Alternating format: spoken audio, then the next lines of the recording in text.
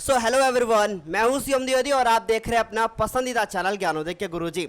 मेरे प्यारे बच्चों, आप सभी को पता है कि हम लोग यहाँ पे क्लास 12th की फिजिक्स को पढ़ रहे हैं और इस क्लास 12th की फिजिक्स में ये बच्चों हमारा चैप्टर नंबर 4 है, जिसका आज हम लोग यह लेक्चर नंबर 3 करने वाले हैं। इस लेक्चर नंबर 3 में आज हम लोग देखने वाले हैं एम्पियर के परपथीय नियम को। तो आज के इस वीडियो में हम समझेंगे कि एम्पियर का परपथीय नियम क्या होता है। बहुत छोटा सा ये वीडियो होगा क्योंकि ये बहुत छोटा सा ही हमारा क्या है नियम है बच्चों। लेकिन फिर से हमारी बात को सुनिएगा, अगर आज के इस वीडियो को नहीं देखा आपने तो अगला वीडियो तो भाई सर के ऊपर से जाएगा, क्योंकि एग्जाम में हमेशा पूछे जाते हैं एम्पियर के परपथीय नियम के अनुप्रयोग। तो एक बात जान लीजिए, इस चैप्टर से 100% 1 से 2 निगमन आपके बोर्ड एग्जाम में रखे होते हैं, इसलिए आपको इस चैप्टर में हर एक टॉपिक बहुत अच्छे से कवर करना है। तो चलिए फिर शुरू करते हैं, क्योंकि गुरुजी हैं तो संभव है। बच्चों आप यहाँ देख सकते हो कि हमारे पास यहाँ पे पहले से मैंने लिख रखा है कि एम्पियर का परपथीय नियम आखिर क्या होता है, लेकिन समझेंगे इसे बहुत अच्छे से हम लोग बच्चों। तो ये क्या होता है एम्पियर का परपथीय नियम, जरा ध्यान से देखिए। किसी बंद परिपथ की चुंबकीय क्षेत्र, किसी बंद परिपथ की चुंबकीय क्षेत्र का रेखीय समाकलन, मतलब कोई भी एक बंद परिपथ है। अब वो बंद परिपथ कैसे होगा, जरा ध्यान से देखिए। मान लो बच्चों हमने बनाया एक लूप, ये क्या बना दिया है, एक लूप बना दिया है। ये जो लूप बच्चों मैंने यहाँ पे बनाया है, फिर से मैं लूप को बना रहा हूँ, जरा ध्यान से सुनिएगा। मान लीजिए हमने यहाँ पे एक ऐसे लूप बना दिया है। अब आपको पता है ये जो लूप बना है ना, कैसा है, वृत्ताकार है। इसका मतलब ये लूप कुछ इस प्रकार का है, जैसा मैंने आपको पिछले वीडियो में दिखाया था। ये लूप हमारा इस प्रकार का ही है बच्चों। अब ये जो लूप यहाँ हमने आपको दिखाया, ये कैसा है, वृत्ताकार। इसके बीच में अगर हम लोग एक बिंदु ले लें तो इस बिंदु का नाम क्या होगा बच्चों, इस बिंदु का नाम हमने दे दिया कि भाई O है। और ये जो बिंदु यहाँ पे आपको दिख रहा है, वास्तव में ये बिंदु है कौन सा बच्चों, ये इस वृत्ताकार जो हमारे पास लूप है उसका क्या है, केंद्र है बच्चों। ठीक है, तो समझ गए होंगे आप लोग कि इसको 3D में बनाना है कॉपी पे। तो अब जो ये आपको ऐसे दिख रहा है, ये आपका कागज तल है और इस कागज तल पर इस तरीके से आपका ये एक लूप बनाया गया है। तो हमने इसको थोड़ा तिरछा करके ऐसे बना दिया है बच्चों, समझ गए होंगे आप लोग। इसके बीच में अगर मैं एक लाइन ऐसे ड्रॉ करूं तो मैं बोलूंगा कि इसका अक्ष होगा, ठीक है, जो हमारे केंद्र से होकर गुजरेगा। तो मैंने क्या किया कि इससे होकर जाने वाला एक हमने यहां पे बना दिया है बच्चों, क्या, इस तरीके से ऐसे बना दिया, ध्यान से देखना। ठीक है, तो यह मैं फिर से बनाऊंगा, इसको इस तरीके से बना रहे हैं, जरा ध्यान से फिर से सुनिएगा बच्चों, मैं जैसे बना रहा हूं, ठीक, इस तरीके से ऐसे बनाया। ठीक है बच्चों, ये एक सेकंड मैं फिर से बनाऊंगा, ये देखो ऐसे लाइन बना दी। उसके बाद हमें इसको 3D में दिखाना है आपको, तो इसके बाद ये ऐसे, इसका मतलब है ये लूप है और लूप से इस तरीके से बीच से सेंटर से होते हुए एक लाइन चली गई है। जो ये लाइन चली गई है वास्तव में ये लाइन है क्या, ये लाइन बच्चों हमारा एक तार है। ठीक है, तो यहां पे जो आपको दिख रहा है ये वास्तव में क्या है, एक प्रकार का तार है। फिर से ध्यान से सुनिएगा प्लीज अभी, ठीक। और इस तार का नाम है बच्चों क्या, एक्स वाई। इतना समझ में आया। इन्होंने बताया कि किसी बंद परिपथ के चुंबकीय क्षेत्र का रेखीय समाकलन, यहां पे एक वर्ड आया है बच्चों, रेखीय समाकलन। ये रेखीय समाकलन क्या होता है, देखो बच्चों, रेखीय समाकलन का जो चिन्ह होता है वो इस तरह के हम लोग बनाते हैं और इसमें यहां बीच में गोला कर देते हैं। ठीक है, आज ही मैंने एक बच्चे का कमेंट पढ़ा, उसने कहा सर मैं बायोलॉजी से हूं, तो आप थोड़ा और डीप में बताया कीजिए। बच्चों रेखीय समाकलन, इसको अंग्रेजी में कहते हैं लीनियर इंटीग्रल।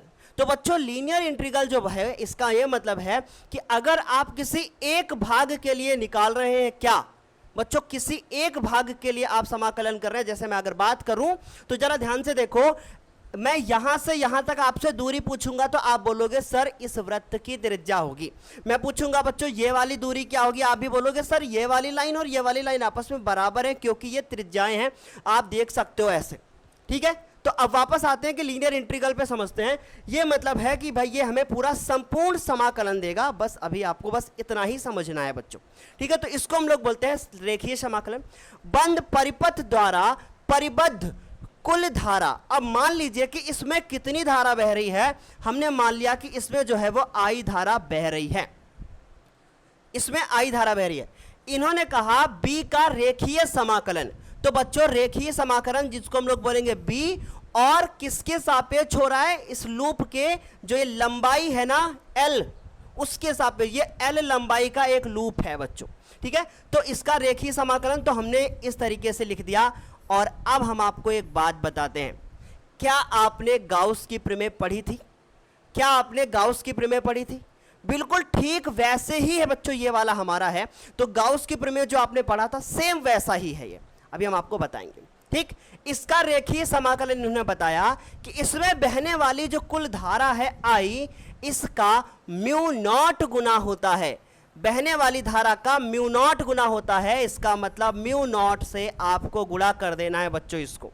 तो बोलो है ना आसान, कुछ है इसमें? मुझे तो नहीं लगता कि आपको 1% भी कोई भी समस्या हुई होगी, आपको अच्छे से पूरा समझ में आ गया होगा कि भाई आखिर क्या है हमारा ये नियम। बड़ा आसान है। अब बच्चों इस म्यू नॉट को क्या कहते हैं? इस म्यू नॉट को कहते हैं बच्चों क्या, निर्वात की चुंबकशीलता। और इस निर्वात की चुंबकशीलता को हमने आपको पहले के वीडियोस में बताया है कि इस निर्वात की चुंबकशीलता का मान बच्चों कितना होता है, 4 पाई गुणे 10⁻⁷, ठीक है, न्यूटन एम्पियर स्क्वायर। समझ में आ गया इतना? ये हमने बता दिया आपको। अब यही जो नियम यहां पे दिख रहा है इसको ही बोलते हैं एम्पियर का परपथीय नियम। तो ये बच्चों हमने बता दिया आपको कि ये हमारा एम्पियर का परपथीय नियम क्या होता है। यह समीकरण जो यहां पर बनकर आया है इसे कहते हैं बच्चों हम लोग क्या, एम्पियर का परपथीय नियम समीकरण। समझ में आई इतनी बात? अब जरा इस लूप को ध्यान से देखिएगा जो यहां पे हमने बनाया हुआ है, ठीक। अब इसमें कुछ कहानी है, उसको समझिए। इसमें हमने माना कि भाई ये जो हमारा लूप है, इस लूप के कारण, भाई इस तार के कारण इस लूप पर जो चुंबकीय क्षेत्र उत्पन्न होगा, हमने मान लिया कि ये स्मॉल r दूरी है और यहां पर चुंबकीय क्षेत्र कुछ एक बिंदु P है और इसी बिंदु P पर हमें चुंबकीय क्षेत्र ज्ञात करना है। आ रही बात समझ में? तो ये चित्र अभी अधूरा है, इसको अपनी कॉपी पे मत बनाइएगा। बनाएंगे सर फिर क्या, अभी हम आपको बताएंगे कैसे, ठीक है। तो बात समझ में आ गई? क्या कहता है हमारा एम्पियर का परपथीय नियम? सिंपल सा है कि किसी बंद परिपथ में उत्पन्न चुंबकीय क्षेत्र B का रेखीय समाकलन उस परिपथ में भाई बहने वाली धारा का म्यू नॉट गुना होता है। This is called ampere circuital law. Okay, चलो अब हम इसका निगमन करते हैं और समझने की कोशिश करते हैं कि भाई ये हमारा क्या है बच्चों, ठीक है। तो आई होप आप लोगों को इतना समझ में आया होगा, ठीक। चलो एक बात और है, हमने आपको बताया था कि ये जो होता है हमारा वो कुछ होता है बच्चों किसकी तरीके से, गाउस की प्रमेय की तरीके से। गाउस की प्रमेय क्या थी, Q/ε0 और ये हमारा EdS, याद करो आप लोग, ये हमने आपको बताया था, ठीक है। तो कुछ वैसा ही है ना, बोलो बच्चों एक बार, बड़ा आसान है, ठीक है। चलो आगे बढ़ते हैं, इसमें निगमन करते हैं। जो चित्र बनाया था अब हम लोग बहुत आराम से काम होकर पढ़ेंगे, इसलिए क्योंकि ये एग्जाम में अक्सर आता है, ठीक। सबसे पहले हमने क्या मान लिया है कि हमारे पास एक इस प्रकार का लूप है और इस लूप में कहीं ना कहीं इसका एक बीच में बिंदु है और ये हमने बीच में बिंदु मान लिया और ये बिंदु हमारा O है। इसके बाद बच्चों हमने ये माना कि ये इसमें कागज तल के ये लंबवत है, जो हमारा कागज तल है उसके लंबवत है ये, ठीक है। अब कागज तल के लंबवत सर कैसे दिखाएंगे? चलो मान लो ये कॉपी है, ठीक है, ये कॉपी है, ये कॉपी हमारा कागज तल है, इसमें कोई लूप इस प्रकार से बना हुआ है और उसके लंबवत है। समझ गए होंगे आप लोग कि अगर ये लंबवत है तो ये जो तार बीच में निकला हुआ है, अगर मैं इसको यहां से जोड़ दूं, ऐसे में जोड़ दूं अगर, तो यहां पे जो कोण बनेगा वो 90 डिग्री का बनेगा। क्या ये बात समझ में आई? कितने डिग्री का कोण बनेगा? 90, क्योंकि ये लूप है बच्चों, ये कागज तल और इस पर इस तरीके से लूप बनाया है और तार ऐसे जा रहा है, तो ये लूप है। समझ गए? तो आई होप आप लोगों को इतना समझ में आ गया होगा, ठीक है। हमने बच्चों ये मान लिया कि हमारी R दूरी है और ये R दूरी पर एक बिंदु P है जहां हमें चुंबकीय क्षेत्र की तीव्रता ज्ञात करनी है और ये जो तार है वो कौन सा है, X और Y है बच्चों। क्या इतना समझ में आया? और ये सेंटर है इसका, ये हमने O मान लिया है, ठीक है। आई होप आप लोगों को समझ में आया होगा। आपको 1% भी कोई भी समस्या अब नहीं हुई होगी। अब एक बात बताओ, अगर मैं इस तरीके से लाइन ऐसे जोड़ दूं, ऐसे जोड़ दूं, ऐसे जोड़ दूं, तो ये सारी लाइन हमारी ओपी लाइन के बराबर होंगी। इसका ये मतलब हुआ कि जो तार है उसके कारण जो ये लूप है, ये जो इसकी परिधि आपको दिख रही है, इस पर जो हर बिंदु पर जो चुंबकीय क्षेत्र का मान होगा वो समान होगा। सर आप कैसे कह सकते हो इस बात को, प्रूफ करके दिखाइए।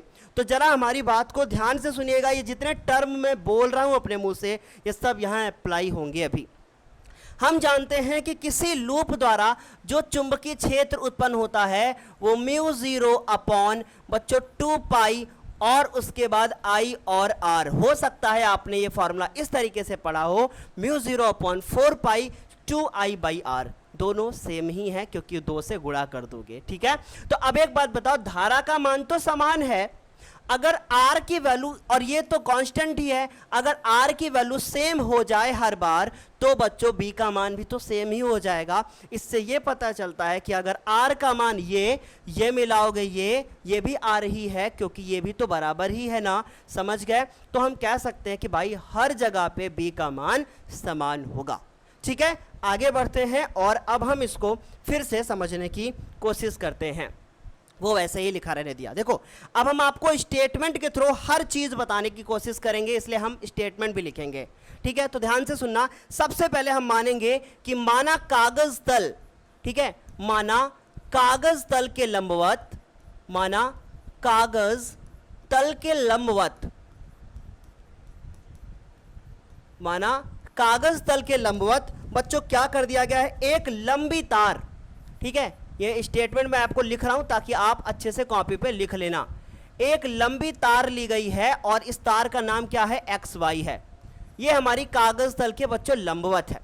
अब इतना करने के बाद फिर बच्चों जिसमें ऊपर की ओर आई धारा प्रवाहित हो रही है ऐसा हम मान लेंगे, जिसमें ऊपर की ओर आई धारा प्रवाहित हो रही है। तो हमने मान लिया बच्चों कि जिसमें ऊपर की ओर आई धारा बह रही है। ठीक है बच्चों, ऊपर की ओर आई धारा बह रही है। अब एक बात बताना, अगर ऊपर की ओर आई धारा बह रही होगी तो हमें अगर ज्ञात करना होगा चुंबकीय क्षेत्र, तो कैसे ज्ञात करेंगे। हमने मान लिया कि जिसमें ऊपर की ओर आई धारा प्रवाहित हो रही है। माना आर त्रिज्या का एक वृत्तीय पथ है जिसका केंद्र ओ पर है। ठीक है, तो हमने माना आर त्रिज्या का,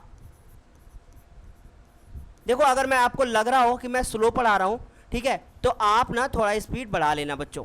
ठीक है, माना आर त्रिज्या का एक वृत्तीय पथ है जिसका केंद्र ओ है, जिसका केंद्र ओ तार पर स्थित है। ठीक है, जिसका केंद्र ओ तार पर स्थित है। आई होप आप लोगों को इतनी बात समझ में आ गई होगी कि इसका जो केंद्र है वो तार पर स्थित है।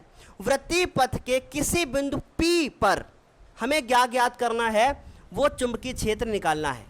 तो वृत्तीय पथ के किसी बिंदु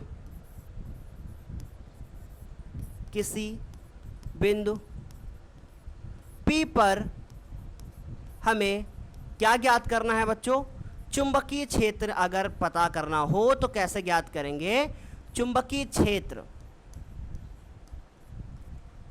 वृत्तीय पथ के बिंदु P पर चुंबकीय क्षेत्र जो उत्पन्न होगा वो होगा बच्चों B बराबर कितना, म्यू 0 अपॉन 2 पाई और उसके बाद I बटे क्या, R। आई होप आपको ये बात अच्छे से क्लियर हो गई होगी और अच्छे से समझ में आ गया होगा। इतना करने के बाद हमें यह लिखना पड़ेगा कि इस वृत्तीय पथ के प्रत्येक बिंदु पर जो बच्चों चुंबकीय क्षेत्र उत्पन्न होगा वो कैसा होगा, समान होगा। क्योंकि R का मान क्या है बच्चों, नहीं बदल रहा है, वो तो समान ही है। तो हम यहां लिखेंगे कि वृत्तीय पथ के प्रत्येक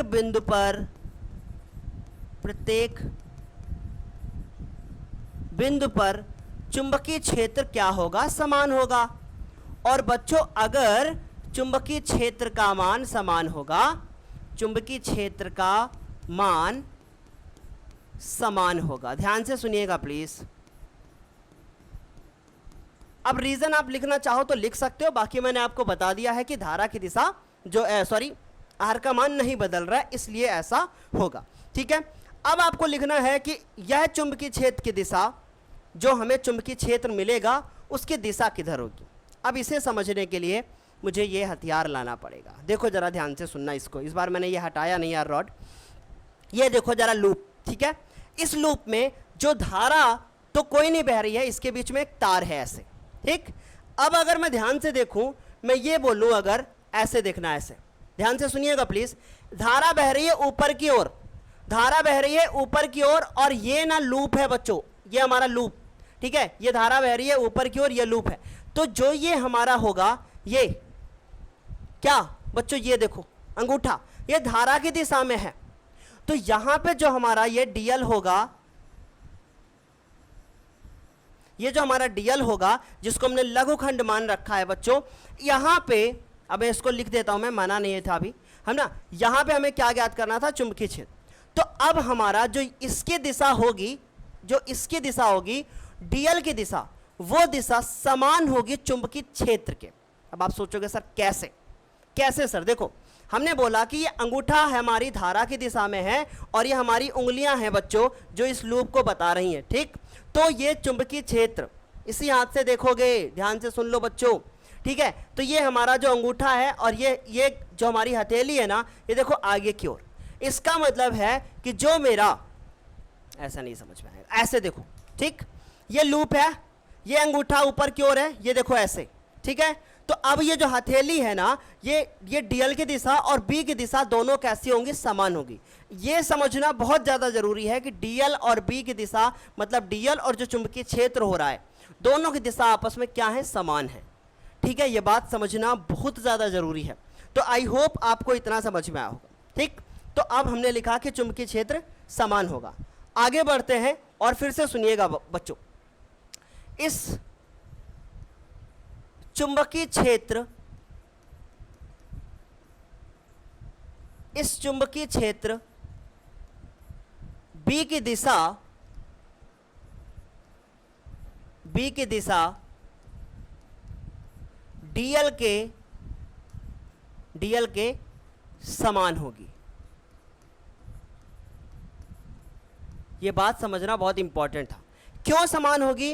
मैंने आपको बता दिया कि जिधर डीएल की दिशा है उधर ही बच्चों हमारी किसकी दिशा होगी, उधर ही चुंबकीय क्षेत्र की दिशा होगी, ठीक। तो अगर ये डीएल हमारा चुंबकीय क्षेत्र ना लंबवत था, इसका मतलब इसकी जो दिशा होगी वो इस तरह बनेगी बी की दिशा, और डीएल की दिशा भी क्या होगी, ऊपर की ओर ही हो जाएगी। ऊपर की ओर मतलब सामने की ओर दिखाने की कोशिश कर रहे हैं, ठीक। आई होप ये बात समझ में आई होगी। अब हम लोग क्या करेंगे, अर्थात बी व डीएल के बीच जो कोण बनेगा वो कैसा बनेगा बच्चों, 0 डिग्री का बनेगा। कैसा बनेगा, 0 डिग्री का बनेगा। अब हम लोग क्या करने वाले हैं, हमको प्रूफ करना है कि रेखीय समाकलन बी डीएल का वो μ0 I होगा। ये बात हमको प्रूफ करके दिखानी है, ठीक। तो ये चित्र बनाना है कॉपी पे, ठीक है। तो हमें लिखना है बच्चों, अर्थात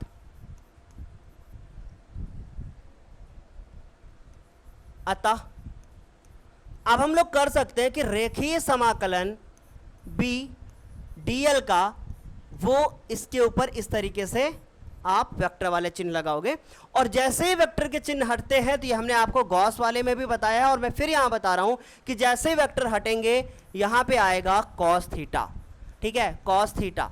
अब आपको पता है कि ये हमारा थीटा का मान 0 डिग्री है, हमने अभी आपको ऊपर दिखा दिया बच्चों। तो यहां से बचेगा मेरे पास रेखीय समाकलन बी और डी एल और कॉस 0, और कॉस 0 का मान होता है, कॉस 0 डिग्री का मान होता है बच्चों क्या,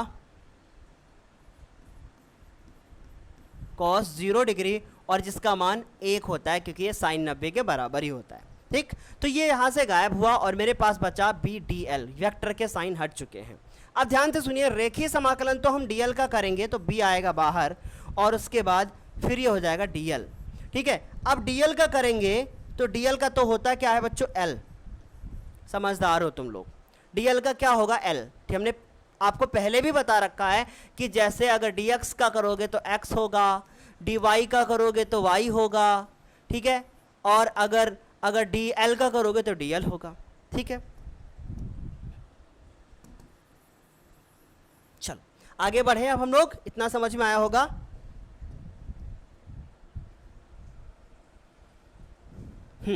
अब जरा ध्यान से देखना। b का मान अभी अभी हम लोग निकाल चुके हैं, पहले भी बताया मैंने कि b का मान होगा म्यू 0 अपॉन 2 पाई और उसके बाद बच्चों i अपॉन r, यह हमने आपको बताया है। तो इस तरीके से मैं यहाँ लिख सकता हूँ म्यू 0 अपॉन 2 पाई और उसके बाद i बटे r। l का मान क्या होता है, ध्यान से सुनिएगा, l का मान क्या होता है, l है उस वृत्ताकार लूप की परिधि, है ना। तो भैया जो वृत्ताकार आपको दिख रहा था वो उसकी परिधि है, जो कि होती है हमारी क्या, 2 पाई r। तो यहाँ हम लोग लिखेंगे 2 पाई और r। अब एक बात बताना कि क्या ये इससे कट जाएगा, ये 2 पाई से 2 पाई कट जाएगा, मेरे पास बचेगा b बराबर म्यू 0, एक सेकंड, b बराबर नहीं, रेखीय समाकलन b dl बराबर म्यू 0 और i। ये हमारा निगमन यहाँ से कंप्लीट हो जाता है। तो हमें उम्मीद है आपको बेहतर समझ में आया होगा। हमने कुछ नहीं किया है बच्चों, जो भी है इसमें ही है। हमें ये यहाँ पे बताया कि माना कागज तल के लंबवत एक लंबी तार XY है जिसमें ऊपर की ओर धारा I बह रही है। माना R त्रिज्या का एक वृत्तीय पथ है जिसका केंद्र O है और तार पर स्थित है। वृत्तीय पथ के किसी बिंदु P पर हमें चुंबकीय क्षेत्र ज्ञात करना है और जो कि B बराबर mu 0 upon 2 pi I by R होता है। अब आप सोचोगे सर ये वाला फॉर्मूला कहाँ से लेकर आए हैं, तो हम आपको जरा बताते हैं, ध्यान से सुनिएगा। किसी लूप के कारण जो वृत्ताकार हो उसके कारण उत्पन्न चुंबकीय क्षेत्र का मान यही होता है mu 0 upon 2 pi I by R, ठीक है। वृत्तीय पथ के प्रत्येक बिंदु पर चुंबकीय क्षेत्र का मान समान होगा क्योंकि R का मान समान है। अगर आपको ज़्यादा एग्जाम के टाइम में प्रॉब्लम हो कि सर कैसे, तो आप लिख सकते हो कि क्योंकि R का मान जो है वो कैसा है, समान है, इसीलिए, ठीक है, ताकि आपको हिंट मिल जाए कि भाई क्यों। ठीक है बच्चों, क्लियर। इतना होने के बाद हमने इसको समाकलन कर दिया, आंसर आ गया। एग्जाम में जो ये हमारा क्वेश्चन है एम्पियर का परपति नियम, ये स्टेटमेंट लिखने के लिए भी कभी कभी आता है और ये 2 मार्क्स का आता है बच्चों, इसलिए आप इसको अच्छे से तैयार कर लो, ये एग्जाम में बार बार पूछा जाता है, ठीक है। और ये निगमन जब आता है पूरा तो पूरे 3 नंबर के साथ आता है, या फिर किसी क्वेश्चन के साथ आएगा तो 5 नंबर आएगा, ठीक है। आपने अभी तक अगर मेरे टेलीग्राम चैनल को ज्वाइन नहीं किया है तो ज्वाइन कर लीजिएगा। वहाँ पे हम आपको चैप्टर नंबर 3 का नोट्स बस बहुत जल्दी देने ही वाले हैं। चैप्टर नंबर 2 का हम दे चुके हैं बच्चों, 1 का भी दे चुके हैं, 4 चल रहा है अभी, ठीक है। आप ना अभी मेरे को सब्सक्राइब नहीं किए हैं, मतलब अपने चैनल ज्ञानोदय के गुरु जी को अगर सब्सक्राइब नहीं किए हैं तो आप कर लीजिएगा और दोस्तों के साथ शेयर करना भी मत भूलिएगा, ठीक है। आज के लिए इतना ही, तब तक के लिए बाय बाय, टेक केयर और थैंक यू सो मच। हाँ, एक बात और है, आप लोग देख रहे होंगे कि शायद मेरे चेहरे से भी लग रहा हो आपको कि कुछ ना कुछ ऊपर नीचे चल रहा है अभी, ठीक है। तो अभी होता क्या है कि रात में दर्द स्टार्ट हो जाता है और उसके बाद फिर सुबह तक वो रहता है, फिर मैं दोपहर में थोड़ा सा अपने आप को फ्री फील करता हूँ और उसके बाद आप लोगों के लिए वीडियो रिकॉर्ड करता हूँ। रोज़ मेरी लाइफ में अभी यही चल रहा है। तो लेकिन फिर भी हम आपके साथ हैं, आप परेशान मत हो। हम जब तक ये फिजिक्स आपकी पूरी नहीं हो जाएगी, मैं 100% श्योरिटी के साथ कह रहा हूँ कि मैं आपका ये कोर्स पूरा ख़त्म करके ही रहूँगा, ठीक है। परेशान मत हो। जैसे थोड़ा सा ठंड के दिन स्टार्ट होंगे हम इसको लाइव भी कर देंगे ताकि जल्दी से कोर्स ख़त्म भी हो जाए, ठीक। आज के लिए इतना ही, तब तक के लिए bye bye, take care, thank you so much.